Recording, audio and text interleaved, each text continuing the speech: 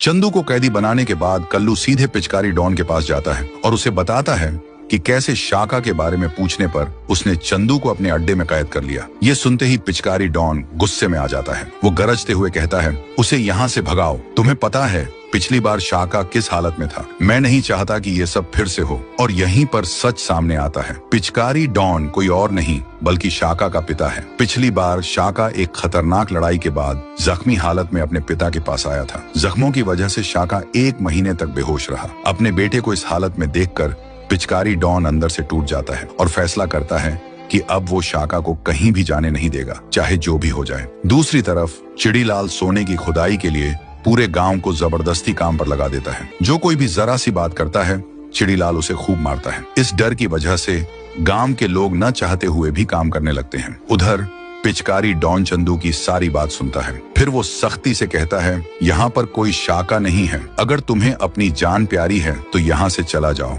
ये तुम्हारा आखिरी मौका है। ये सुनकर चंदू मायूस हो जाता है और वहाँ से चला जाता है। चंदू के जाने के बाद पिचकारी डॉन अकेला रह जाता है और फूट फूट कर रोता है, क्योंकि वह चाहकर भी चंदू की मदद नहीं कर सका। दूसरी तरफ जब शाका जंगल के रास्ते से घर आ रहा होता है तो अचानक उसकी मुलाकात चंदू से हो जाती है। दोनों एक दूसरे को देखते ही गले लग जाते हैं। फिर चंदू शाका को सारी बात बता देता है कि उसने शाका को कहां कहां ढूंढा, गांव की क्या हालत है और चिड़ीलाल क्या जुल्म कर रहा है। ये सब सुनने के बाद शाका का खून खौलता है। शाका चंदू को साथ लेकर अपने पिता पिचकारी डॉन के पास जाता है। जैसे ही पिचकारी डॉन शाका को अपनी आंखों के सामने देखता है वो शौक में आ जाता है और उसे सब समझ आ जाता है। तो दोस्तों, अब सवाल ये है, क्या शाका गांव की मदद के लिए चंदू के साथ जाएगा या पिचकारी डॉन उसे रोक लेगा? देखो अगला पार्ट में।